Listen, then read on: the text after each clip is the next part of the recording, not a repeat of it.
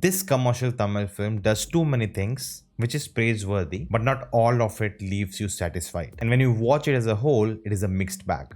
Let's talk. Hello guys, I'm Nona, and today we're talking about the latest Tamil film, Vettaiyan, written and directed by GnanavelThe. Now there was a lot of drama that unfolded me trying to watch this film. Don't know all that, follow me on social media. But finally I watched it, but in Hindi, because it was only playing with Hindi near me. The typical Tamil cinema problem with the national chains, on which I am making a video coming soon. Now this film was interesting because of the combo. Superstar Rajinikanth with the director of Jai Bhim. The question was, how would be the blend of a big superstar like Rajinikanth with a very heavy social message film? And over that, the cast had Amitabh Bachchan, Fahadh Faasil, Manju Warrier, Rana Daggubati. How would they utilize them? It's gonna be an ensemble. What are they really cooking? And they did cook, but it was quite uneven. Now there are three different perspectives of how to look at this film, and let's go through them one by one. First is, it's a superstar Rajinikanth film. It has to be massy. It has to be for the fan. You need to have the slow motion with that thundering background music, some really cool action moments to visit. You need to have that mass, and this film followed on that. A similar example would be something like Shivaji the Boss. That is one perspective. Perspective number two, it needs to be more than just a hero film, and it is that. It is a really bold Rajinikanth film, because in the context of the plot, our hero, our superstar, is in the wrong. There is no action interval block, but it still gives you that high to come back and watch second half. The film pitches Amitabh Bachchan versus Rajinikanth, and it's not gonna be a physical fight, but a debate, and a great use of Fahadh Faasil as a comic relief character. That is unique. So they had elements for this perspective also. Maybe not as bold as a Kala and as different and unique as Jailer, but it has the merit of being more than a hero film. Perspective number three is the director and the filmography comes with. A really heavy social message film. The main theme of the film is encounter killings, and you are actually pitching two megastars of Indian cinema against each other in this debate. The investigation sequences are the main highlight of the film, and through that you're exploring institutionalized and systematic oppression of people. You're commenting on today's society, the media, how things are fabricated, the mob justice, and doing all of this in a superstar film is praiseworthy. Because of the star, the film will have better reach, talking about very real life issues. So if you see, the film is delivering on all three perspectives, but that's a problem too. Because the film is trying to cater to all three perspectives, there's a big mismatch. It becomes a khichdi of sort. It is tasty, but still a khichdi. So let's talk about what didn't work with the different perspectives. First, let's start with number three, the director. The things he's exploring in this film are too rooted in reality. They are very real problem. But when you put an invincible hero in front of it, suddenly it loses its way. It undoes the whole point you're trying to make. Instead of being an ideological battle about encounter killings, which is actually set up in the first half of the film, and even the hero is on the wrong side, but he's a hero. He has to be on the right side. But the film doesn't take its time to do that. Instead, just like this, the hero is now right. He's doing the right thing. And thus, the second half goes on a different path, where now we have a villain in Rana Daggubati, which I have totally forgotten by that time that he's in the movie. And that's how it feels like,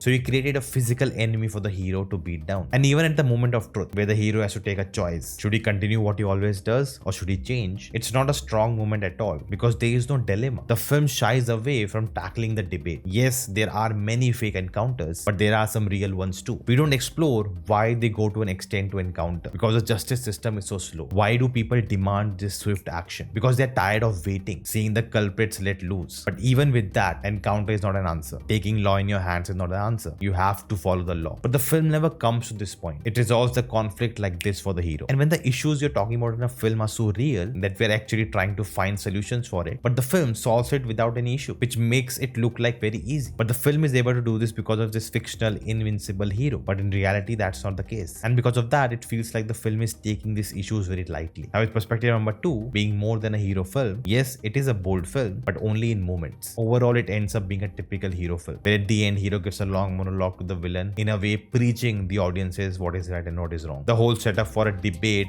is just ended like this. For Amitabh Bachchan, this is the most typecasted role he can play. Whenever you want an old wise man to give a big monologue and a speech, just cast Amitabh Bachchan for it. And it's becoming really tiring to see him like that. It has become so repetitive, especially in Bollywood films. That's why a Kalki stands out. Fahadh Faasil is a breath of fresh air in the film, but he's just too little part of the film. The plot is very, very predictable. And I've heard people comparing this film with the Malayalam film Jana Gana Mana. And I can see why they do that. They have some common issues they're talking about. out. But the reason that film stands out is because it's playing with the audience. That film makes you believe everything that's happening is the right thing and then flips over. And we realize as audience that we were wrong all along. It creates doubts in our heads. That film is not just questioning people within the film, but even people watching it. And that's why it's more hard-hitting and impactful. But with this film, it feels like a moral science lecture, which comes from the reason that it's a superstar film. And that brings us to perspective number one. It is a superstar Rajinikanth film. It needs to have those massy elements, but even with that, the film lets you down. The massy moments are not that impactful. Like the interrogation scene between Amitabh Bachchan and Rajinikanth gave me more high than any action scene in the film. The action sequences are just very routine and average. I've seen them multiple times before. And this use of the Moko bot with the hero standing and the camera doing everything, even that's becoming very repetitive. The screenplay at the start was really off. We get a quick setup moment, then we jump to the hero introduction scene, followed by the action, then followed by a song. And you know, when a character is introduced within the song without having any dialogue before or after it, we just move on with the story. That's a sign that the character is not just well written and has no consequence in the film. And that was Manju Warrier. So you know, the screenplay was very abrupt. This moment, this moment, this moment. There's no seamlessness between them. And the film actually picks up pace when the investigation starts. That's where I felt the director has the control of the narrative. That's where the screenplay was flowing really well. With the second half, even the investigation started to become boring because there was nothing to be revealed. You could predict the plot from the first half itself, what has happened. And it's not that you're getting little information from different sources. You just catch one person and they just reveal everything. And then you can easily connect the dots. There's nothing engaging once you get to know everything. But the film continues the investigation. And thus you're just waiting for the film to just get over. As I said, the film has all the elements, but they're conflicting and contradicting each other. It's not just blending seamlessly at all. And it's not at all a bad film. It's actually a really good attempt. They managed to deliver what they wanted with this film. But that's the thing. If you want to be special, you need to do more than that. It's interesting to note that the big Tamil films of the year are struggling to click, but it's the smaller ones which are just nailing it. You can know my thoughts on those films here. I've reviewed them. Do let me know your thoughts about the film in the comments below. Do you agree with me or disagree? And I will see you next time.